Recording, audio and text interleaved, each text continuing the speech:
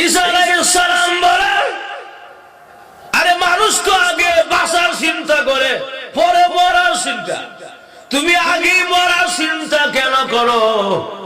এমনি ঈসা আলাইহিস সালাম জবাব দেয়, আল্লাহর নবী গো, আমি তো একবার মরেছিলাম, মালাকুল মউতকে আমি নিজের চোখে দেখেছি, কেমন ভয়ঙ্কর চেহারা আমার আজও পর্যন্ত আমার মনে আছে। এক একটা চক্ষু বিশাল পুকুরের মতো, এক একটা দাঁত উহুদ পাহাড়ের টিলার মতো। আগে পয়গম্বর মালাকুল মউতের কেমন চেহারা আজও পর্যন্ত আমি বলি নাই গো পয়গম্বর।